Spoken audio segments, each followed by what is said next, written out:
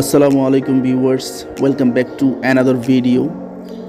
আজকের ভিডিওতে আপনারা দেখতে পাচ্ছেন একটি ফাইল কেফের রড বাইন্ডিংয়ের কাজ।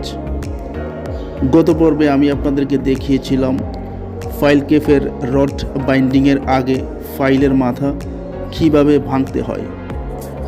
আগামী পর্বে আপনারা দেখতে পাবেন ফাইল কেফের রড বাইন্ডিংয়ের পর একটি ফাইল কেফের চতুর্পাশে কিভাবে শাটারিং কাজ করতে হয় এবং একটি ফাইল কেফ কিভাবে ঢালাই করতে হয়।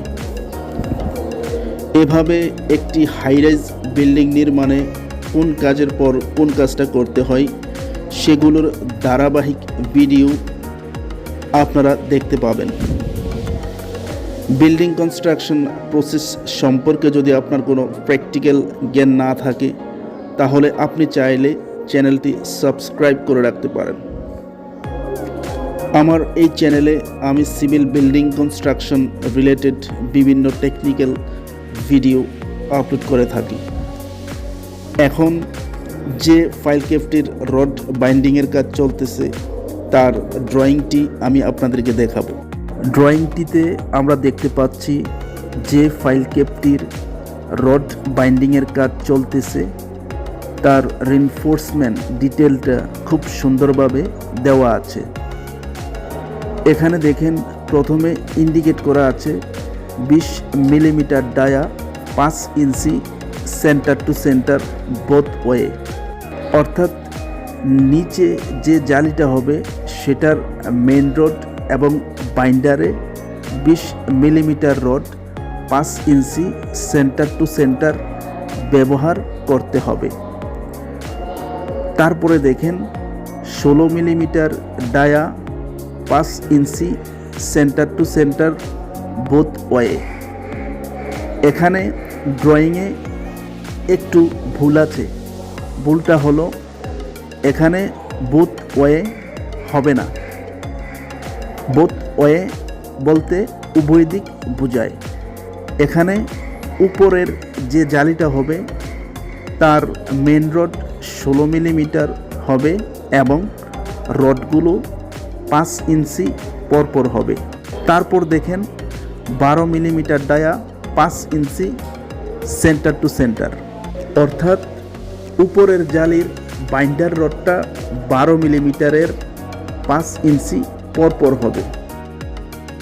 বাস্তবে ঠিক ড্রয়িং অনুসারেই রডগুলো প্লেসমেন্ট করা হয়েছে। ড্রয়িংয়ে 20 মিলিমিটার অর্থাৎ 6 সুতা রড নিচের জালিতে মেন রড এবং বাইন্ডার হিসেবে 5 ইঞ্চি সেন্টার টু সেন্টার ব্যবহার করতে বলা হয়েছে।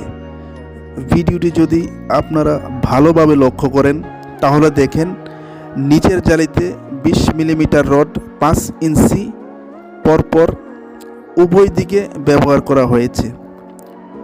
ড্রয়িংয়ে উপরের জালিতে মেন রড হিসাবে 12 মিলিমিটার রড এবং বাইন্ডার হিসাবে 16 মিলিমিটার রড 5 ইঞ্চি পরপর ব্যবহার করতে বলা হয়েছে এবং বাস্তবে ভিডিওতে আপনারা দেখতে পাচ্ছেন ঠিক তাই করা হয়েছে।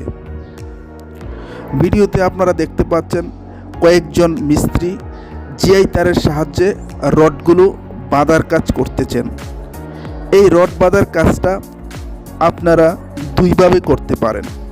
এক হলো হুকের সাহায্যে এবং অপরটি হলো হাতের সাহায্যে। হুকের সাহায্যে রড বাঁধার কাজটা খুব দ্রুত এবং শক্ত হয়।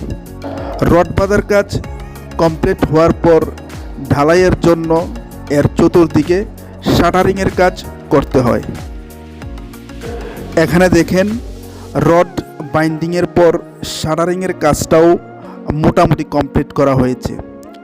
এখানে শাটারিং হিসেবে কাঠের তক্তা ব্যবহার করা হয়েছে।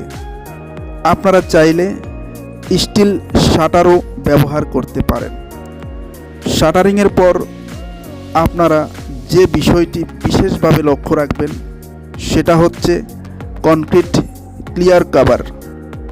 এখানে যেহেতু সাবস্ট্রাকচারের কাজ চলতেছে, অর্থাৎ ফাইল কেফ যেহেতু সাবস্ট্রাকচারের অংশ সেহেতু ফাইল কেসের চতুর্দিকে মিনিমাম 3 ইঞ্চি কাভারিং আপনার মেনটেন করতে হয়, কারণ আমরা জানি মাটির নিচে যে কোনো স্ট্রাকচারাল মেম্বারের ক্লিয়ার কভার মিনিমাম 3 ইঞ্চি মেনটেন করতে হয়। তো বন্ধুরা, আজ এ পর্যন্তই। আশা করি ফাইল কেসের রড বাইন্ডিং সংক্রান্ত কিছু ইনফরমেশন আপনাদেরকে দিতে পেরেছি। ভিডিওটি ভালো লাগলে অবশ্যই চ্যানেলটি সাবস্ক্রাইব করে রাখতে পারেন। আর ভিডিওটি দেখে যদি আপনি বিন্দুমাত্র উপকৃত হয়ে থাকেন তাহলে প্লিজ লাইক, কমেন্ট এবং শেয়ার। পরবর্তী পর্ব দেখার অগ্রিম আমন্ত্রণ জানিয়ে আজকের মতো বিদায়। আসসালামু আলাইকুম।